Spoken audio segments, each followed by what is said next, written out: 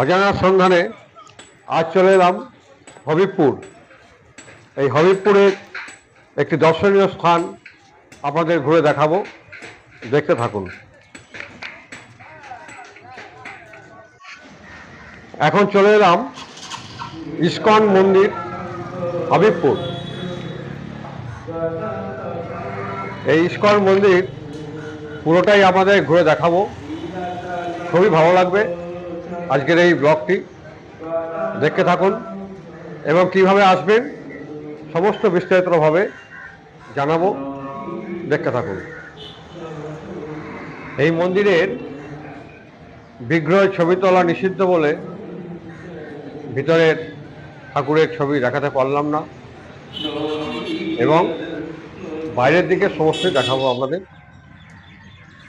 এই যে জায়গাটি দেখছেন, এই সামনে দিয়ে সোজা চলে যাচ্ছে আমাদের পার্কিং প্লেস। আপনারা যারা গাড়ি নিয়ে আসবেন তারা এখানে গাড়ি পার্কিং করতে পারবেন। অনেকটা জায়গা আছে গাড়ি পার্কিং করার জন্য।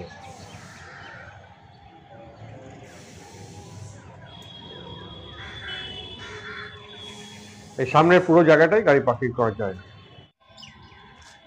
এটি ইস্কনের মন্দিরের পুকুর।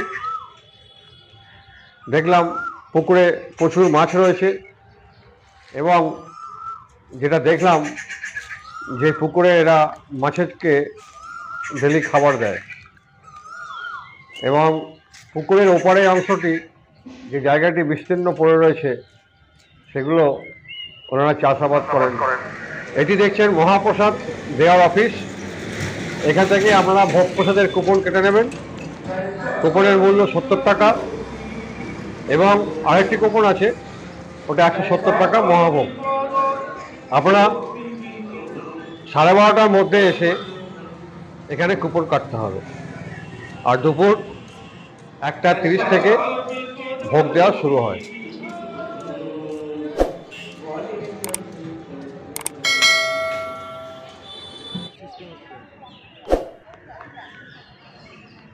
এটি দেখছেন অতিথি নিবাস। ভক্তরা এখানে এসে থাকতে পারবেন। এখানে এসি নন এসি দুরকম রুমই পাওয়া যায়, কিন্তু এখানে আগে থাকতে বুকিং করে আসতে হবে। বুকিং ছাড়া এখানে এলে ঘর পাওয়া যাবে না।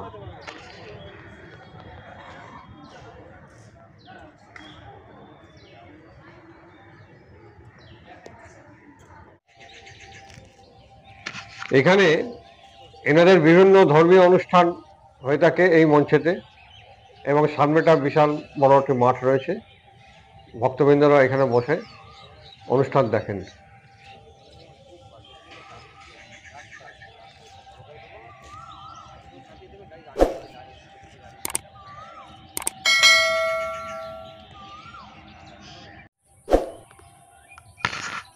এটি এনাদের সবজি বাগান।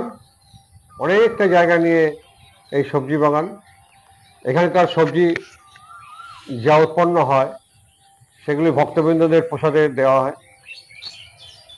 খুবই সুন্দর, শান্ত, নির্জন এবং নিরিবিলি এই পরিবেশের মধ্যে এই ইস্কন মন্দিরটি অবস্থিত, এবং প্রাকৃতিক সৌন্দর্য এখানকার অসাধারণ। এটি এনাদের একটি ফুলের বাগান, যা দেখে বুঝলাম শীতকালে এখানে নানা রকম ফুল ওনারা তৈরি করেন। খুবই সুন্দর এই বাগানটি।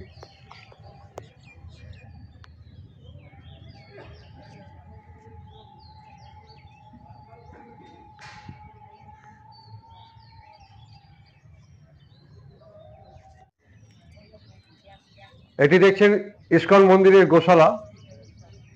এই গোশালাটা আপনাদের পুরোই ঘুরে দেখাবো। সাথে সাথে যারা আমার এই চ্যানেলটি সাবস্ক্রাইব করেননি, ডিলাইট ট্রাভেল ব্লগ, আমার এই চ্যানেলটি সাবস্ক্রাইব করে দিন।